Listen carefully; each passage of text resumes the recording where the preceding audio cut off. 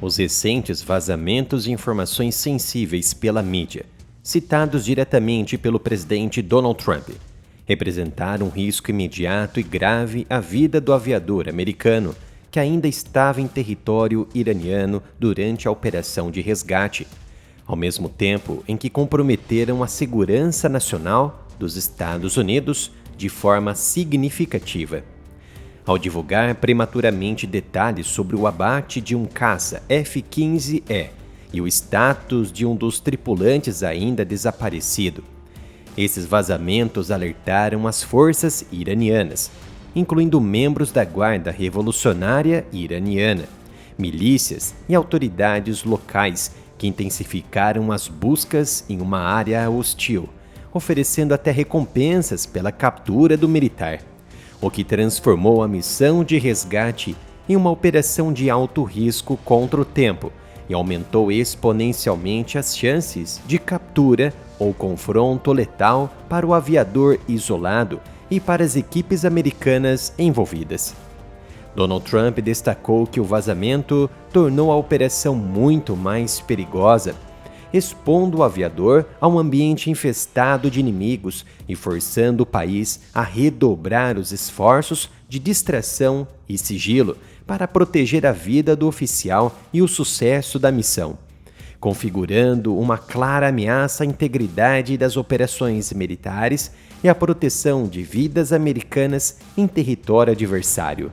Diante da clara violação, Trump pode aplicar a Lei de Espionagem de 1917 contra jornalistas e autoridades americanas, especificamente disposições que criminalizam a divulgação não autorizada de informações relacionadas à defesa nacional e à segurança do país, permitindo que o Departamento de Justiça exija a identificação das fontes sob pena de prisão, conforme as declarações do presidente ao afirmar que a empresa de mídia envolvida seria confrontada com exigências diretas de revelação em nome da segurança nacional, com consequências legais severas para quem se recusasse a cooperar. Logo em seguida, em uma conexão direta com essas preocupações de segurança nacional e os riscos impostos pelos vazamentos, o presidente Donald Trump compartilhou detalhes dramáticos e novos sobre o resgate do aviador no Irã durante uma coletiva de imprensa na Casa Branca na noite de segunda-feira,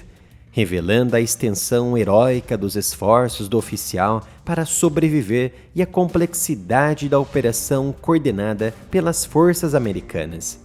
O presidente afirmou que, apesar do perigo, o oficial seguiu seu treinamento e escalou o terreno montanhoso traiçoeiro, iniciando a subida em direção a uma altitude muito mais elevada, algo para o qual haviam sido treinados a fim de evitar a captura.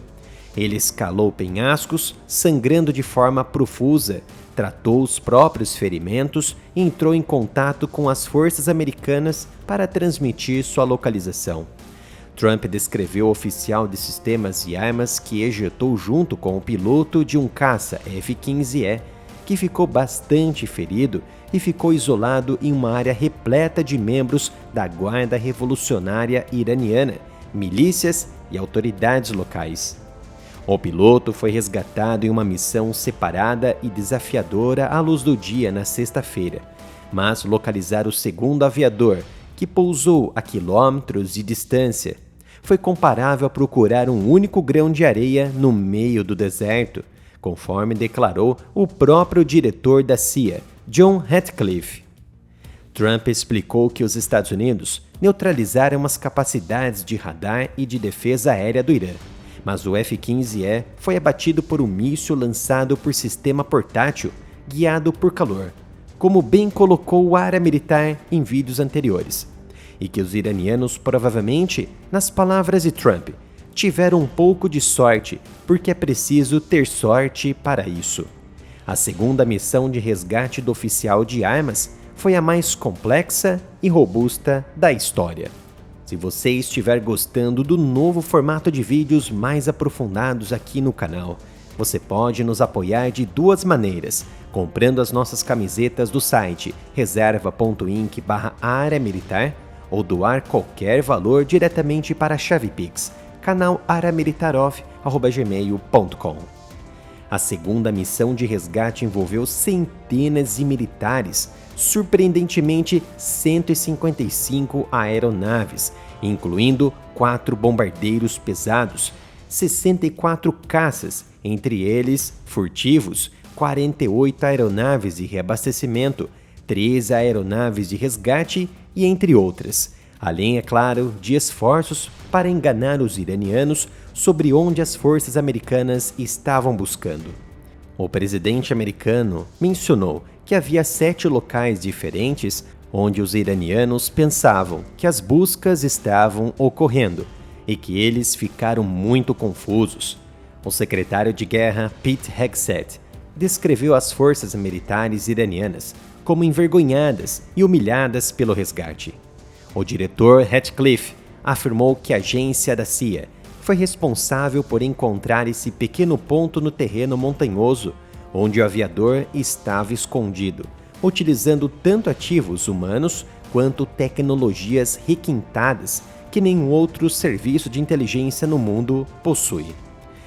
Ele ressaltou que algumas das capacidades únicas usadas pela CIA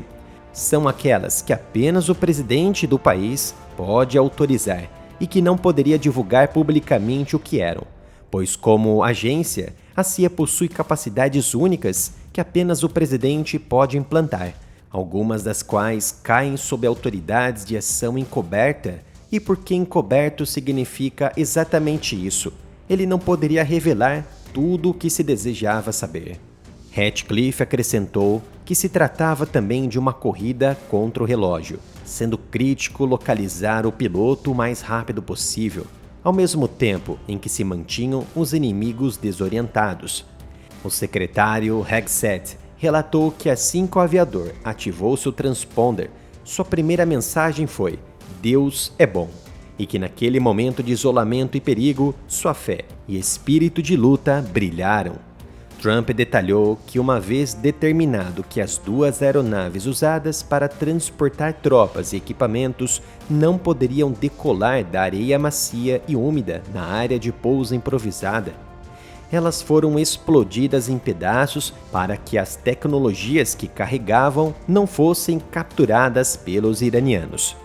Ele afirmou que tiveram um plano de contingência incrível, no qual aeronaves mais leves e rápidas entraram e as retiraram, explodindo os aviões antigos, nas palavras de Trump, em pedacinhos, porque havia equipamentos neles que francamente gostariam de levar, mas não valia a pena passar mais 4 horas na região para removê-los.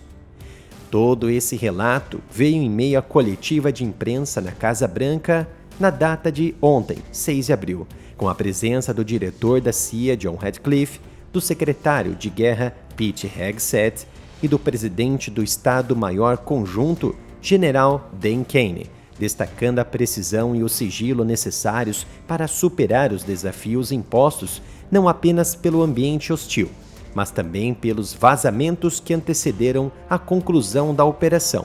reforçando a coesão entre a urgência de proteger vidas americanas e o sucesso de missões de alto risco no Irã.